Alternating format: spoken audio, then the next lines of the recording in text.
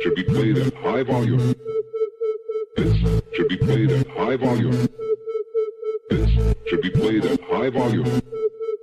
Preferably in a residential area. The following thoughts on Hoppe Hour do not represent Cox Media Group or its sponsoring. Anything you hear may and will be used against you. Thank you. Voted as best local podcast in Tampa Bay by the Creative Loafing. You're listening to Hoppe Hour. What up? What's happening? This is Hoppe Hour. I am your host, Ryan Hoppe. And I had this guy on back in December, and I'm having him on again. He's a very funny dude from Tampa Bay. Live on Hoppe Hour from Cigar City Comedy is comedian David Weingarten. What's up, dude? How's it going? Shalom.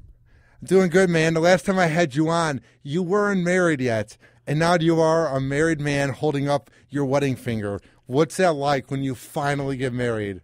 The event was cool, and, let's be honest, it's more important to the woman. I mean, the woman appreciates the wedding itself way more. So you're saying you're bored?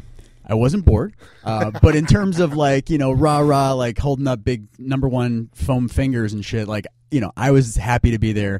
It was more for her, but I thought it went well, and everything's the same. Did you get any sleep the night before? Were you fine?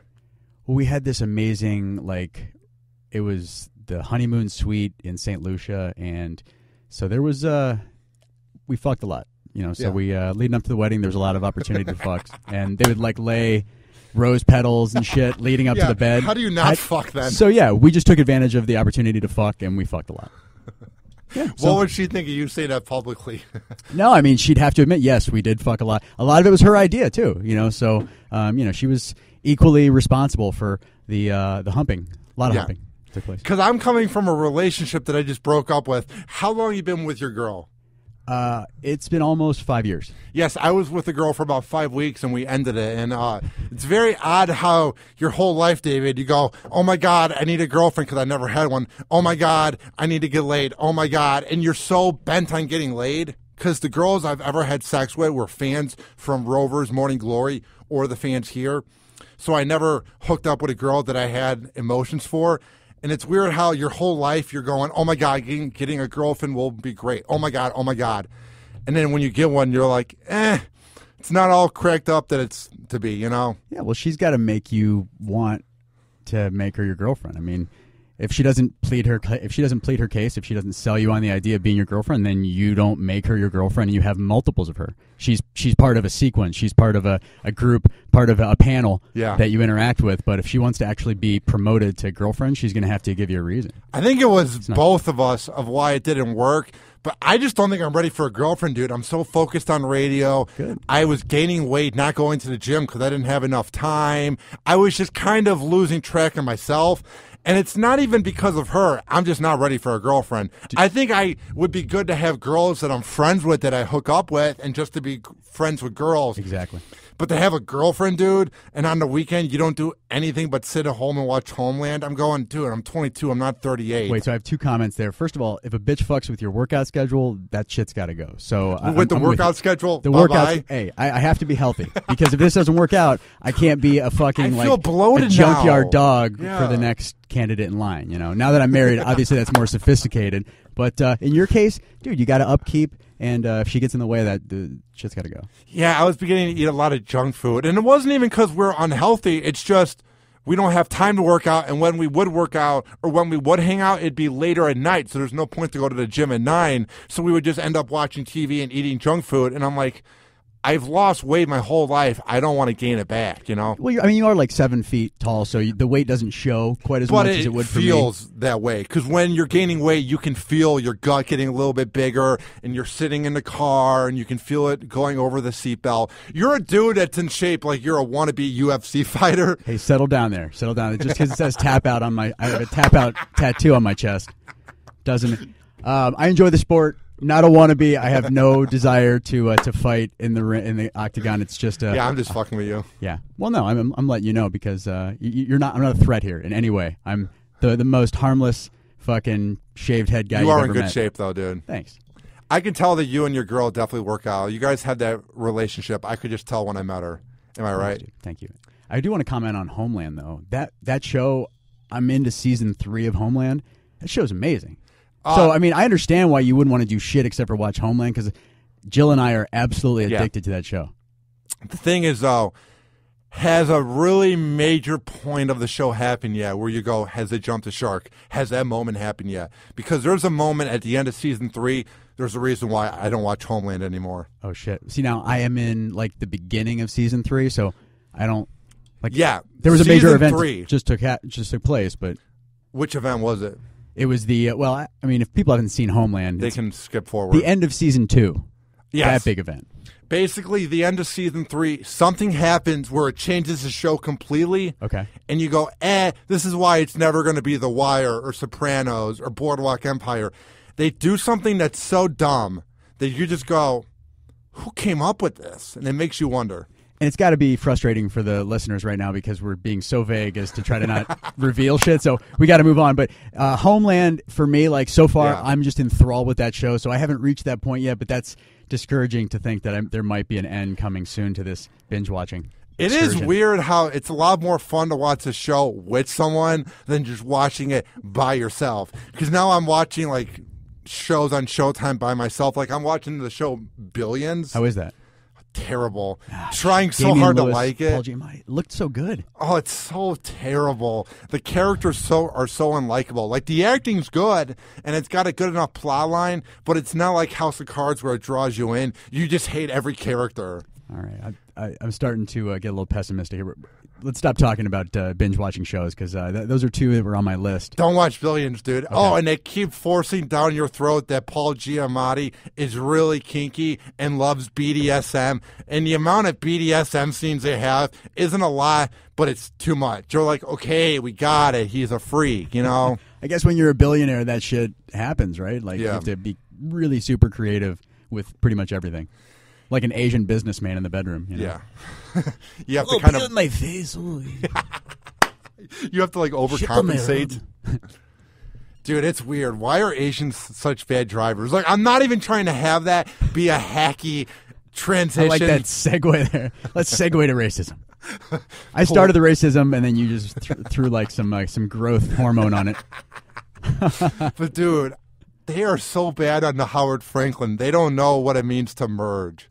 Have you noticed that? Well, here's the deal, and I ranted about this before. I don't care what the fuck you do. Like, you could be on a moped, you could have a blown transmission and be idling. As long as you're in the right fucking lane, just stay out of the left lane. Let the left lane be what the left lane is defined as, and that's a passing lane. If you're in the left lane and you're not passing, they're horrible here. I mean, if the right lane is stacked up and you're passing just constantly, stay in the left lane. Otherwise, get the fuck out. You know what I hate? When I ride your ass, don't fucking look at me like I'm a criminal riding your ass. I'm doing you a favor and let you know, get the fuck over so I can get past you. And not just that, but then they'll move over for you, which is a nice thing. Not always. And then you go in your way and you move on, and then they move back into that spot. You see in your rearview window that they just moved just for you, but they're not moving out of the left lane. I'm convinced that there's a portion of driver's ed that's missing that talks about how to use the left lane. Really, I mean, old people, young people, Asians, like really every demographic that could have shitty drivers has the shitty drivers in the left lane nonstop. Dude, and the other thing too is, and I talked about this, it seems like we're cool with drunk drivers down here. And let me explain. We claim we want to fix drunk driving. We go, let's have some PSAs late night on the radio. Let's have the Wolf Pack out. Let's air commercials on Adult Swim. But when a girl, dude, this could have been the precedent for drunk driving. This could have been the person you think of when you go, this is why I'll never drunk drive. I'm never going to drunk drive, but this girl could have been the example of why you never do it. But they let her get away with it. The girl from Lakeland that was periscoping while drunk driving. Oh, and there's video proof of her saying, I'm drunk driving, y'all. And all they do is give her 120 hours of community service, which is basically giving her something to do. And they gave her everything else but jail time. And I'm like, we need to begin cracking down on drunk drivers and giving them jail time, even if it's a month. Because that's a month of your life, dude. Because what they're given isn't that bad. Well, I don't know about jail time. I think Jail time, dude. It's reached the precedent. Well, but the problem with jail time is there's a cost incurred by keeping people house in jail. arrest, something, and it's a process. So I think something that constitutes punishment, and maybe it's something public shaming, which I'm not opposed to. Put up billboards, something that makes you look horrible. Yeah, like just have her like stand on the side of the road and wear a sign that says I'm a drunk driving whore or something. I don't know if she's a whore. I would assume she's a whore, right? Those things go hand in hand. No, it does. I've driven before. I'm not a whore. Well, not currently. I'm married, but I used to. You were a whore on your honeymoon. I went a whore, a monogamous whore, if that can be, if that's a thing. Is that even a word? That's a valid phrase? I would phrase? assume it's called being married. Yeah, dude. And then the other thing I don't get about Florida drivers too is going the wrong way. Have you seen it in person yet? I've seen it, dude. Not as much as it's scary when they're going the wrong way down the road. This is like the one ways like Ybor and downtown St. Pete and stuff where you. Sometimes those are tricky, especially if you're not from the area. If you don't have a directional sign like right there, sometimes it can be a little ambiguous as to which way to go. But I'm talking about when you're going down a road in like Seminole or Pinellas Park, and it's clear cut. There's both sides of the road. You should be driving on both sides, and they're coming towards you. Because there's been all those one-way crashes. We lead the country in one-way crashes of people just going down the wrong way. What's the Department of Transportation's responsibility to find a way to fix that? I mean, maybe they don't have the proper lanes marked. I don't know. I mean, there are some drunk assholes out there. And there's a lot, dude. There's more than the Midwest. It's scary. Well, Uber has done a good job of mitigating a lot of that just because it's a lot more convenient to get a ride now. Yeah. So the government could at some point say, hey, listen, we'll subsidize some of the Uber and allow people to get Ubers either at a lower cost or free based on circumstance.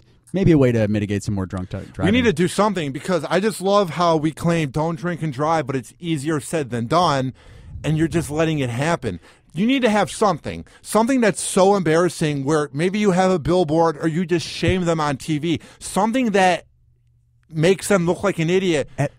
At a time like this, where are the mothers against drunk driving? Where is MAD at a time like this, at a time of need? I know they were big in the 90s, but who cares about them now? It's like, where are you? Say something. They just disappeared. They became like older, like they were like hungry mothers, I guess, when the campaign came out. They're like, hey, we're still young, we're vibrant. We still exercise. We watch Jane Fonda 3 times a week for 30 minutes. But now they're older and they've had a lot of plastic surgery. They're not as happy as they used to be, and they're just not willing to fight for their cause anymore. They're like, the perfect chance you can make a move. Yeah, my son died 30 years ago. It's been so long. Who gives cares? a fuck? I'm throwing in the towel. They got open beer cans. They're laying on the couch watching fucking Homeland season 3, and they just need to get off their ass and stand for their cause, right? I just don't know why we're not saying anything about drunk drivers. I'm not going to sit here and have this be the discussion during the whole show, but no one's saying anything. We report them, we shame them on the air, on a podcast, on TV, but then we move on. And we wonder why it keeps happening. Where are the mothers? Where are the mothers? Where are MADD? It was a prominent acronym at one point. Really? Where has it gone? Where are you? Like, is there a bat signal? Is there like a mom signal? Can we put like a baby on board thing, like a bat signal up in the sky to summon the mothers against drunk driving? They've lost their way. Dude, it's sad, man. I just noticed that Florida has a lot of issues because I come from the Midwest, dude, and the Midwest is clean and there's nothing going on in the Midwest. Then you see people going down the wrong way in the highway. You see homeless people on the highway. It's just, dude, Florida's weird because you're from here, right? Well, I shared time between Ohio and Florida. I was born in Ohio. That's right. Moved to Florida, moved back to Ohio. Isn't it a different world than Cleveland? Because we both lived in Cleveland, dude. It's a different world. It is, man. Like, when you own the nickname Mistake by the Lake, when you own it, when you actually mutter that and it's not weird to say, that you've come to grips with the fact that you're kind of a shitty city. Great people, awesome people. Yes. Shitty city. Because you've gone back recently, too. I saw for your bachelor party and you'll visit friends. And it's amazing when you go back to the Midwest after living in Florida for so long and you go, I miss the sunshine, dude. We take it for granted. Everyone does. Months at a time where you don't see the sun. And that does something to your psyche. Dude, I was depressed for 22 years. Yeah. Now I've never been happier. I wonder why. You were depressed out the womb? That's is there prenatal depression? Does that exist? Are you capable of being depressed in the womb? Well, dude, it's because I've never been happier where I'm accomplishing something because I was an average kid in high school, didn't have a ton of friends, but I just got laid with my ex-girlfriend. Like, I'm beginning to see the things that happen in life. Congratulations on the getting laid. Even if it was past tense, congratulations. Dude, it's amazing what happens when you begin getting laid. Everyone goes, you have that glow about you. You seem happier. You know what I mean? Has that happened to you when you've had a girlfriend and everyone notices that you're happier? Yeah, well, I don't know. I don't know that as having a girlfriend made me happier always, but now with Jill, yes, I am happier. There were times where the girlfriend did not make me happy. When do you realize that she's not the one for you? Like, did you ever have a relationship where you're like 3 years in and then you're like, oh, this isn't good? Well, here's my thing. Like, I was always, never wanted to get married. My parents had a shitty marriage. They hated each other. And I just always took that as kind of the way marriage was. So I shied away from it. And so, I was always the guy that was finding ways to get out of a relationship when I felt as if, I had to pony up. So I'd find a way to be undesirable or be distant enough to where, they would just kind of wean away. Because do you not have the guts really to break up with them? You want them to do it? It's not that you don't have the guts. It's kind just of so awkward. It's kind of like in football how, you see a play and it looks like it's a foul play. Yeah. It was called the wrong way. You have the red challenge flag and you're like, should I throw the challenge flag? Should I throw the challenge flag? And you review the footage a million times in your head, and then you just sometimes you don't feel like going through the whole challenge process, So you just keep the challenge flag in your pocket. You're like, I'll throw it another time, and that other time is like 2 years down the road. For you, too, it must have sucked because you didn't have social media. When I broke up with my girlfriend, I just blocked her on Facebook and blocked everyone she knew, and that was basically the single bye. I had to build a moat around my house, like back when I was dating. You had to build a wall like Trump's wall? Yeah, I had archers at the top of on my roof. How awkward was it back in the day having to break up with a girl now compared to just social media? Sometimes you had to use the answering machine or write a letter.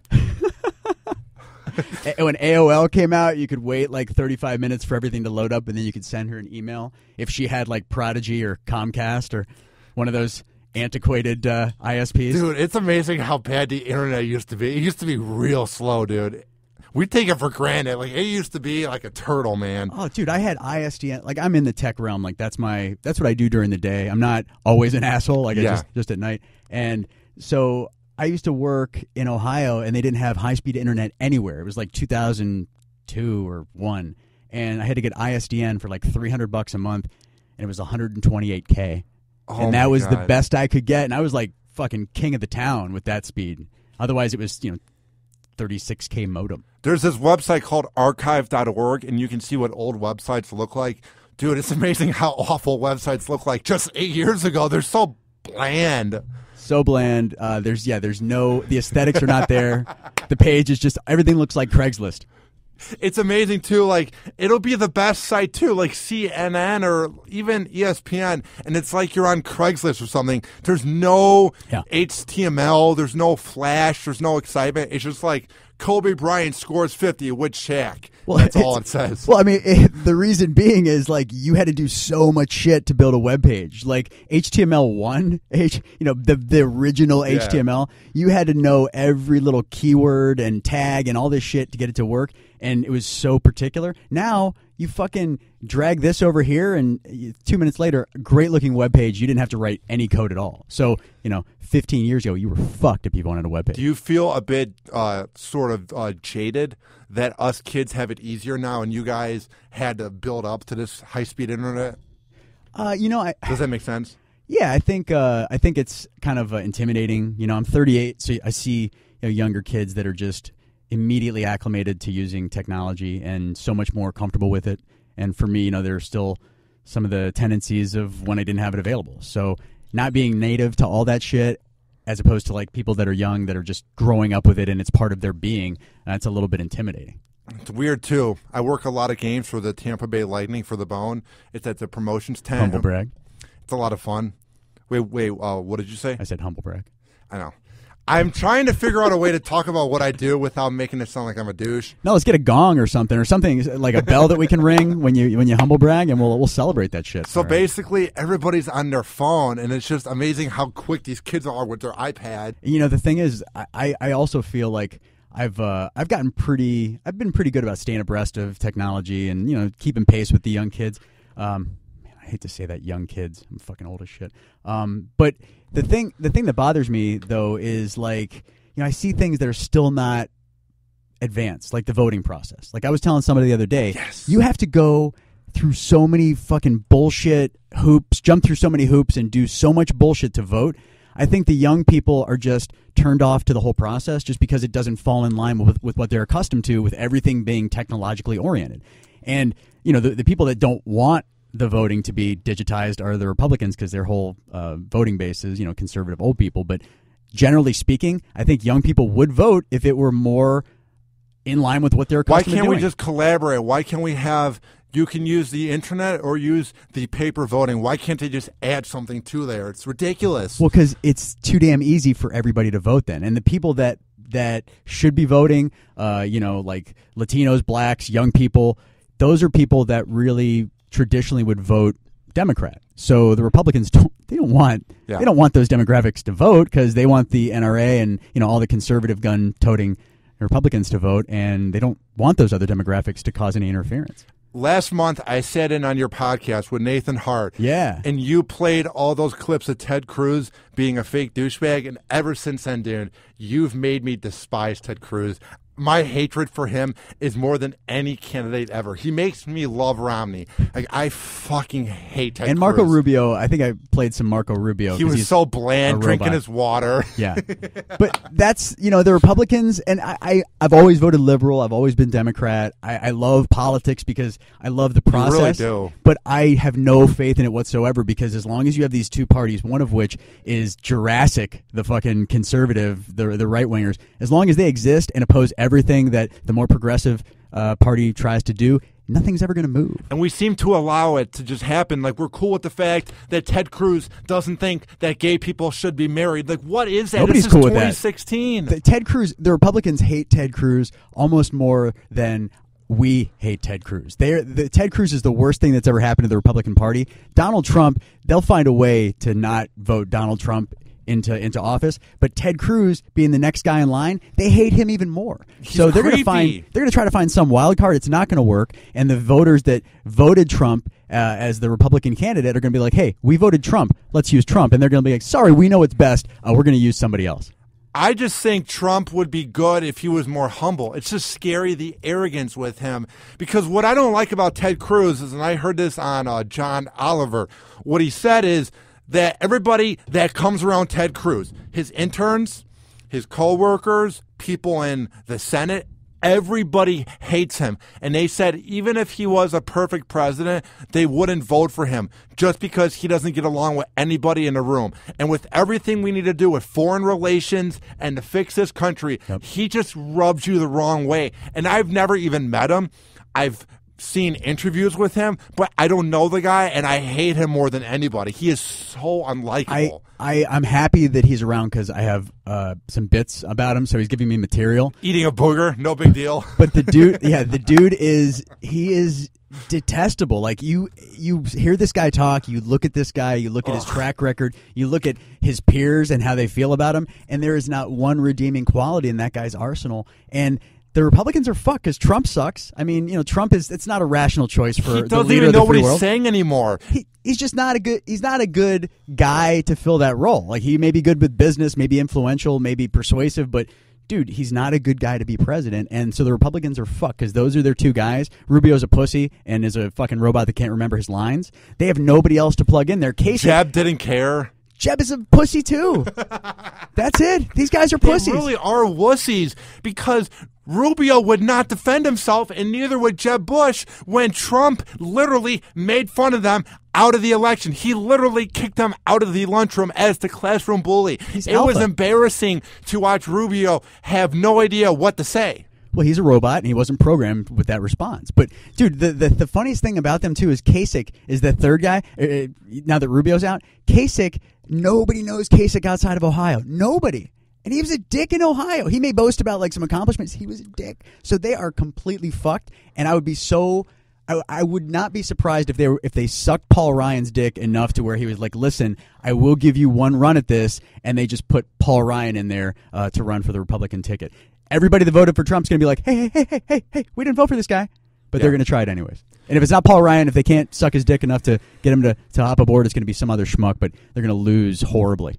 What do you think about Clinton or Bernie Sanders?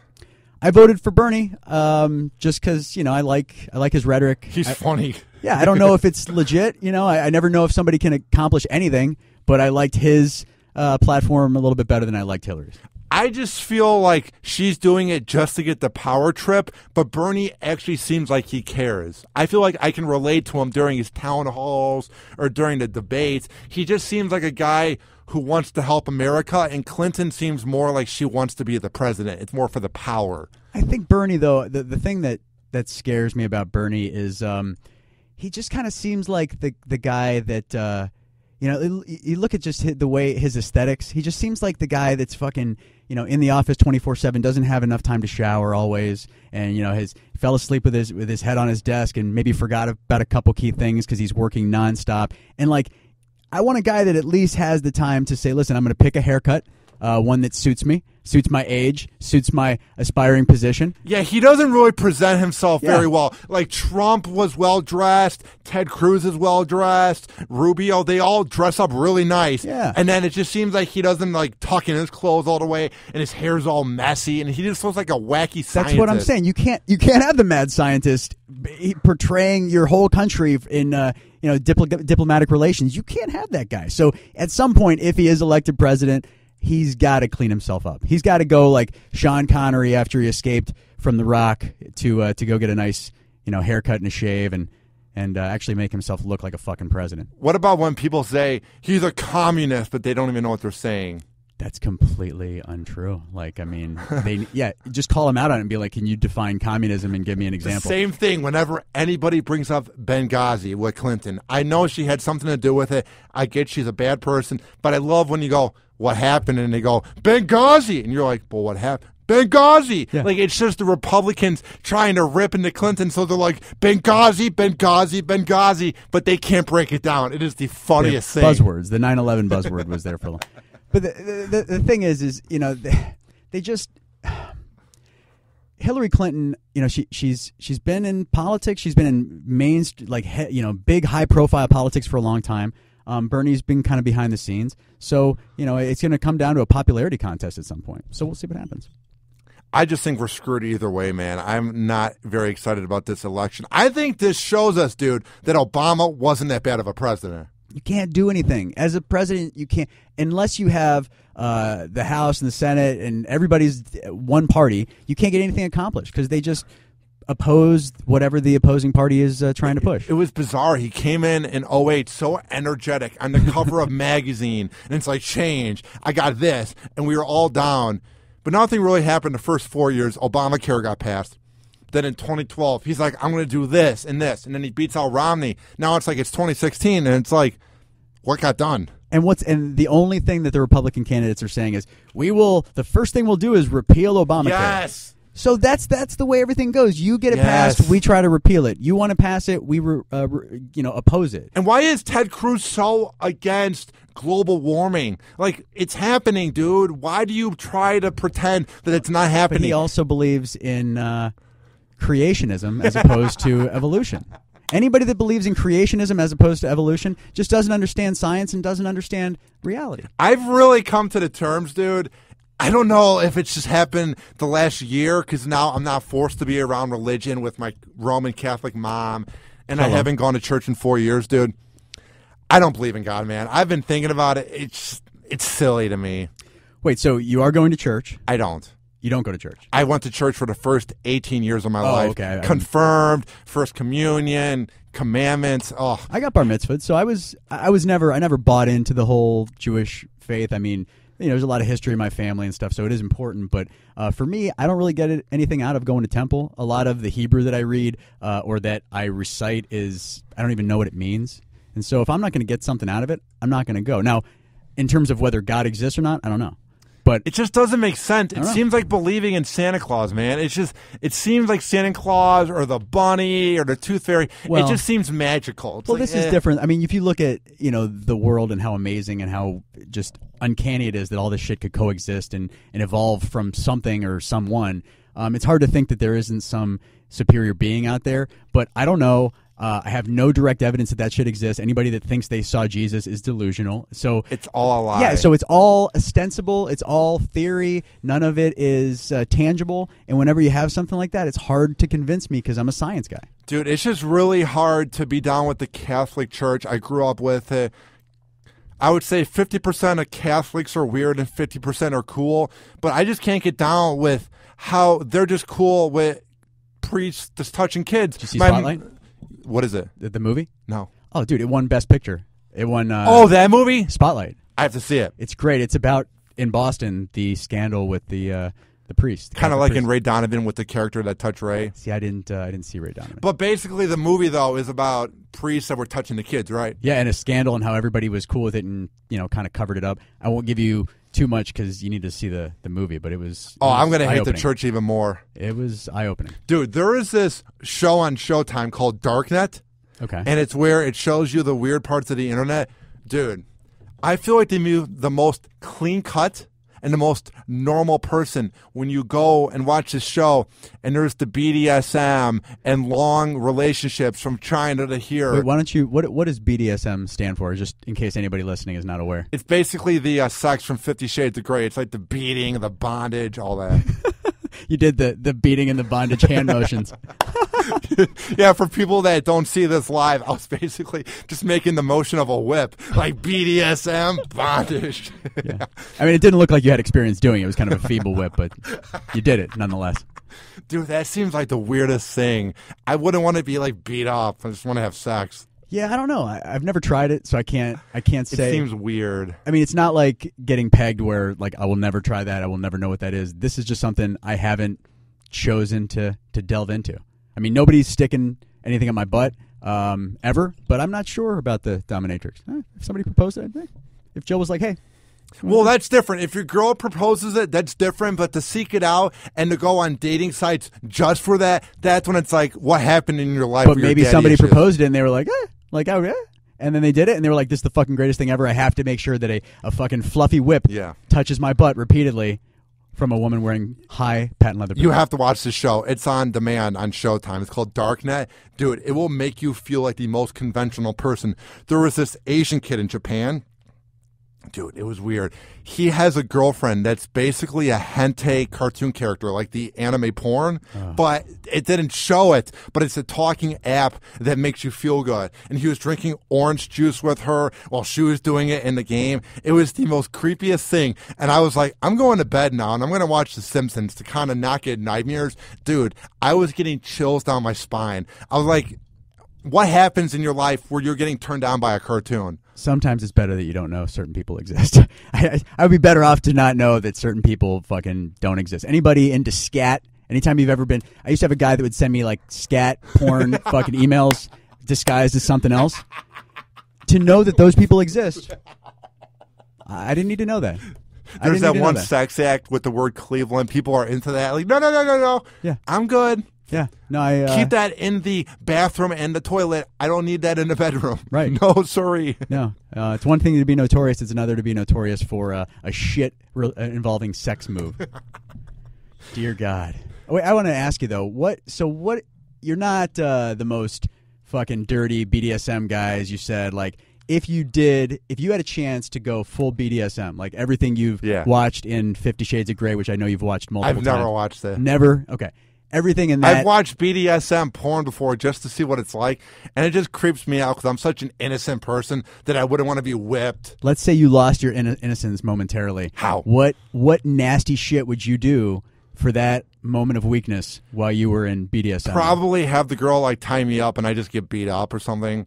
I could never beat up a girl. You got to know this shit. If it happens, you need to be prepared. When's it going to happen? I'll go to some swinger club in Plant City. Oh, like if you're in the infield, man, you got to know. Hey, run around first. Be ready for the double play. Do you think it's going to be a new thing with the millennials, them just getting into this? You know, I just feel like the millennials are so horny because of porn.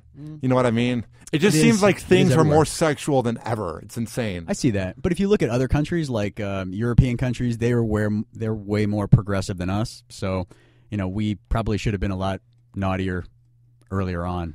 We're a little bit behind. Trends go. Like David Hasselhoff is shit here, but he's big in Europe. It's the reverse with sexual forwardness.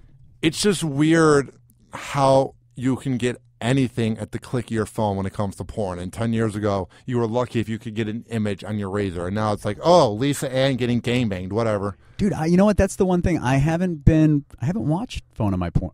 I haven't watched porn on my phone ever.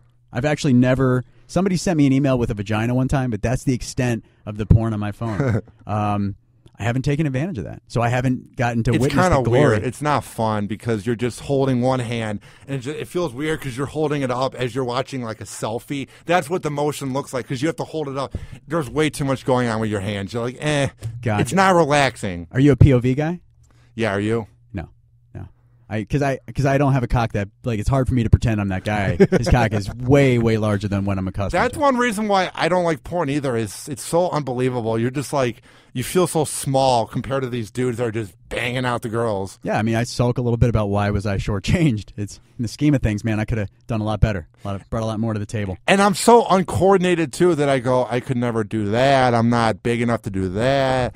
And you just kind of feel bad about yourself because they're so macho and they're just like, and you're just like out of breath thinking about doing it for 5 seconds. Yeah, they're so skilled in like moving their elbow out of the way of the camera, like doing that chicken wing. So skilled. I love the directors in the background too. I'll have to skip forward after talking. And they're like, yeah, Lisa Ann, keep that up. And you're like, what are you doing? Like a strip club DJ. It literally sounds like that. And they're like, yeah, keep doing that. And you're just like, what's going on? Like, I can't imagine the production at a porn once you're done and everything's complete. No pun intended. How awkward it must be. Yeah, no, the aftermath of that, because, I mean, there's the fluff portion, right, the getting them ready for it, but what is the wind down? The cleanup crew? You bring a towel? The cleanup crew, yeah. Like the guy that comes out underneath the basketball hoop in an NBA game and, like, mops the floor. That guy comes in, and you're like, oh, there's the mop guy. He does NBA courts and porn photo shoots. What if you have, like, Lisa Ann and like 9 dudes, and once everything's done, you're like, all right, and scene, and all the dudes just get up and they're walking around. Yeah, well, like the cleanup crew, that's the worst. That is the worst job. Like I mean, I can't imagine any illegal immigrant or anybody that is starving to find a job being like, all right, I'll clean up semen. I'll clean up all the semen. Because if you think about it, like bukkake, that's messy. That's some messy shit. Like you may have a cup, but it's not all in the cup, right? It's all over the place. The shoot room looks like Randy's trailer when he found the internet on the military base in South Park. Yeah, dude. Oh, I know what you're talking about. Yeah. And then I heard Spider-Man the smell is horrible. I heard just the rooms that porn is made in. I heard on The Bone, a show was talking about it, that there's a report. It just smells horrible. I would imagine. I mean, just think of the things that are going on if not cleaned up immediately. You know, like milk spoils if you leave it out for a little bit. Just imagine all the other stuff when it spoils. Then imagine being the guy who has to edit it. And you're like, do we keep in this frame or this frame? Do you want to see balls overhead, on the side? Do you want them slapping the ass? Do you want that in slow-mo by chance? It just has to be this type of business, dude, where you're always horny. Because you can't be doing that and not getting turned on. And that kind of creeps me out. Being around dudes, just watching it happen. You have the guys that hold up the lights if it's a really well-produced. Like, it's a weird business, man. And we try to pretend that it's normal. It's really not. Well, there's something to be said, too, about people that are, like, way too comfortable with sex. Like, you know, you ever go to a strip club and, like, the strippers, they're just way too comfortable with everything They're just lying sex. to themselves. And I'm not even saying the daddy issues thing. There's just something wrong with you if you're that open. Well, no. I mean, they were locked in a closet as a kid, you know, by their dad. I mean, so that did happen. Let's not overlook that. But they just are way too comfortable with sex. Whatever played into that, like nothing can like make them blush. You know, like they just have that. And so anybody that works around porn in the porn industry that's like intimate with the scene, like they're just so numb to sex, and there's just something weird about it. And they just have this look that you're just like, I'm acting. I mean, I'm pretty progressive, pretty cool with that stuff. But there's just something about somebody that is so comfortable with sex, so comfortable with it. I don't trust them. It's amazing how big it's getting to. Like, you think about all the porn that's on the internet. It's just, I can't imagine going into it, like being at the Thanksgiving dinner table, and you go, how is accounting going, Johnny? It's going good. Hey, Kimmy, are your grades good? Yeah. Hey, Lisa, how was that gangbang last week? Like, it's got to be weird when you realize that your aunt or your mom or your sibling, they're in porn. Like, there's no denying that's weird. And we're trying to get to an age where we're pretending we're cool with it. Porn's cool, whatever, but we can't deny how awkward that must be. Yeah, no, there are no secrets anymore. Like, there are no secrets. You can't expect anything you do anywhere, under any circumstances, in any context, you can't expect it to be held private. Like, did you see what happened with D'Angelo Russell for the Lakers? What happened? All right, this came out. I think I saw it like this afternoon. It may have come out earlier, but D'Angelo Russell, who was the first-round draft pick for the Lakers. For this year, yeah. And they picked him controversially. I think it was like number 3 overall. And there was a lot of people ahead of him. Maybe number 2 overall, and there were people ahead of him that big men and like coveted positions that they overlooked to get this guy because they said he had something special.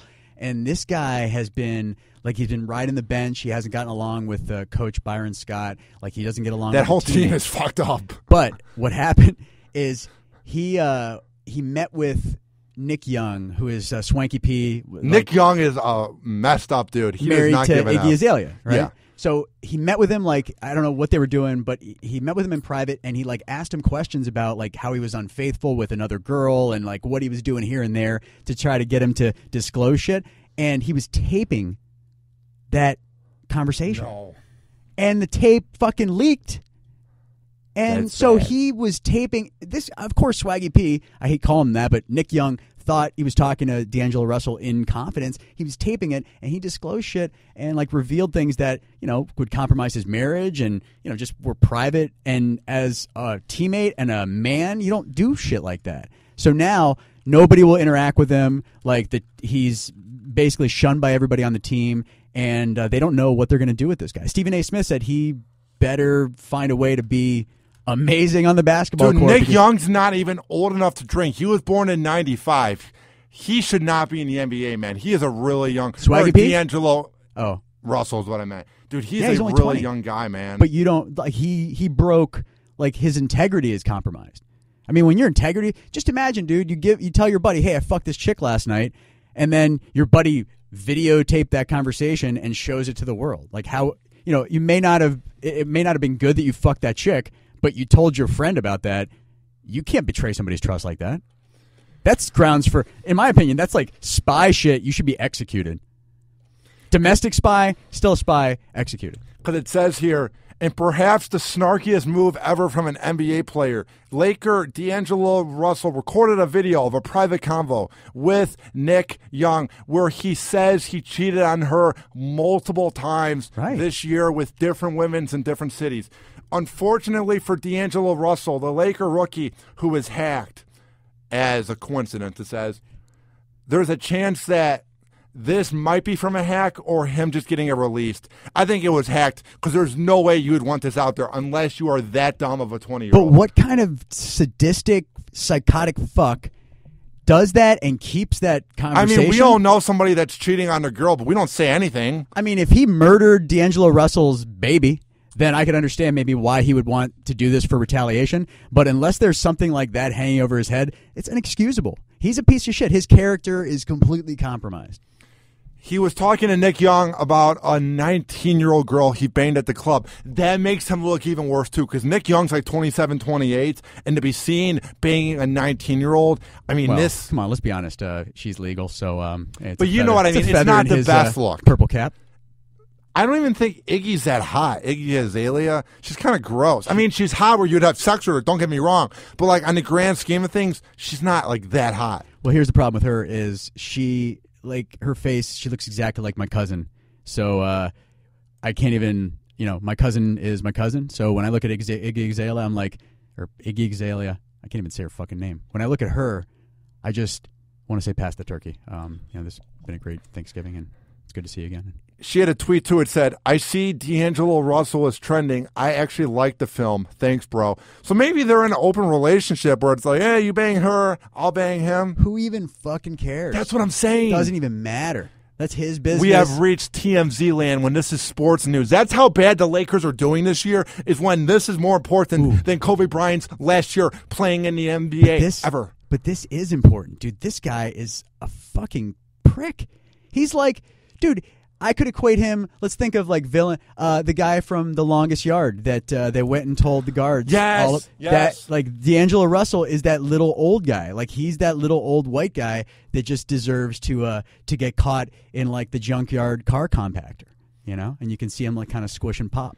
And, dude, he's so young. It's not like he's a veteran where he's like 37 and he's about to move on. Yeah. Dude, he's 20. He's not even old enough to drink, and you've already burned a bridge throughout the NBA. Dude, Stephen A. Smith said he probably won't recover from this. The only thing I can think of recently that is similar is like Riley Cooper and when he was caught on tape using the N-word. But even that was leaked because that's something that will get leaked. This never should have been leaked. But that was a situation where he like betrayed the trust of his black teammates, yada yada.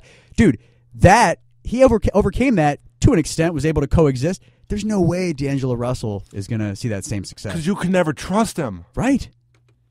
It just makes it seem like he's more into breaking up Iggy and him than it is about being a teammate. Or maybe he's just a slimy fuck that doesn't get it. What would you do if you knew a friend that was doing that? Would you just keep it quiet? Because I've had friends that were just cheating on their girl, and I don't say a word because I don't want to get involved whatsoever. I don't know. It's not my place. That's what I'm saying. I've had it before where my friends were doing that, and I just go, I'm not going to say anything because I don't want to ruin my friendship with them. Yeah. And there's no reason to put yourself in drama. Right. And, you do, it's kind of friend code where you can kind of plead the fifth on their behalf. Like you have a constitutional right to plead the fifth on behalf of your brother and not incriminate them kind of the same way you would yourself. So I think it's understood. You're just not, you can't divulge that information about your friends. But guys that set up their friends like that, you're scum. You're literally scum. Nobody's going to want to do anything around him or trust him or do anything. I would never trust Nick Young D'Angelo Russell. I could never be around him and trust anything because you wouldn't know if he's recording you via an app on your phone. You don't know what he's doing. Let's not downplay the fact that he was talking to Swaggy P. So if you can make me hate you for wronging Swaggy P, you are a real piece of shit. Because Swaggy P is usually the guy that's the easier one to hate. But I like Swaggy P. He makes me laugh just because he's so talented but just doesn't use it to his complete. He's goofy. He's goofy talented. Yeah. He's sort of like Vince Young talented. You know what I mean? Yeah, without the depression, without the crippling depression. But I think Vince Young just kind of was never going to be that good just because he's such a piece of shit that he couldn't even focus. I don't know, man. Like that. What happened to Vince Young? Because he had that championship game was one of the most amazing games I've ever seen. So I wasn't going to write him off, but he just I think his head was fucked up. And as a quarterback, your head has to be absolutely clear. And the problem too, I read, was he had a lot of friends that were in gangs from Los Angeles where he grew up or wherever he grew up, and they always wanted to be a part of his entourage, and he felt like he couldn't ditch his boys, and that's what ruined him in the end. Allen Iverson, that is not the mold you want to follow. You don't want to have an entourage wherever you go of guys that scare old ladies. Sort of like Suge Knight. Yeah. It's not that is not a warm, welcoming crew. It's just weird to think that we're two white guys. I'm a podcast out of Tampa Bay. You're a comedian out of Tampa. Like, we would never live the life of David Weingarten's posse is a bunch of douchebags. It's just a completely different world, dude. If I did have a posse, they probably would be douchebags. I mean, if you look at me, like multiply me, like the Joe Rogan kind of the poor man's Joe Rogan, just multiply me by like 10. Would you be with like UFC fighters? No. I would never have an entourage. If somebody wants to kill me, I'll try to defend myself. Maybe I wasn't meant to last beyond that interaction. I don't know. Ah, man, dude, before I let you go, we've had quite the conversation. Yeah. We went from talking about bad drivers to Swaggy P getting screwed over, man. It's been quite the show. I'm losing followers as we speak. When are some of your next upcoming shows? I'm doing the roast of John J. Murray and Brad Gilmore at Dunedin Brewery. When's that? April 11th. I'll try to come. And I got a lot of other stuff coming up. The Rooftop Show on May 19th, which I definitely want you to be a part of. Maybe we can do a broadcast from the roof. Damn right. We should incorporate both shows. The Frightened Hour. Dude, what did you call it? The Frightened Hour. Oh, the morph of the two. I like that. You like that? We could do it. Sounds pretty good. That Rooftop Show is the shit. So May 19th, Visconti International Apartments. The lineup is sick. So I got stuff on my website, davidbfunny.com, cigarcitycomedy.com. David B. Funny on pretty much everything. I don't know if you saw what I'm doing, too. There is so much potential at the Jokes at the Joyce event every Monday at James Joyce Irish Pub with John Jacobs. I dig that show because it's sort of like a Tim and Eric skit. Like, you never know who's going to show up. I just love the old guy with the big gut who does his jokes. It's good to see you guys. I love the people that just go out there. So every Monday, whenever I can come, I'm going to periscope some comedians after they do their show and give everyone exposure. Because that's a show that everyone should go to. It's Ybor City on a Monday night at 9 p.m. on the weird part of Ybor City. Trust me, you need to go. Yeah, it's right on the edge of the strip, so you can get in and out of there pretty easily. And John Jacobs is doing a really good job with these open mics and shows, and he's been hustling since he realized that the MTV fame was probably a thing of the past. And so he's been doing great things for the Tampa Bay comedy community. And Jokes at the Joyce is great. Also, there's a mic tonight at Liquid from 6 to 8 on I believe East 7th or right by the Tampa Improv. So Jacobs has got his hand in a lot of shit. It was funny when I brought Jacobs here to do the show about a month ago. The next day, Nikki from Drew Garabo Live comes up to me, and she's like, was that the guy from MTV that was walking in with you? Yeah. JJ. Was that what they called him on the show? That's what they called him. John Jacobs, a.k.a. JJ. He was the kind of the not heartthrob. He was the jester of the group. She said he was the goofy guy you rooted for.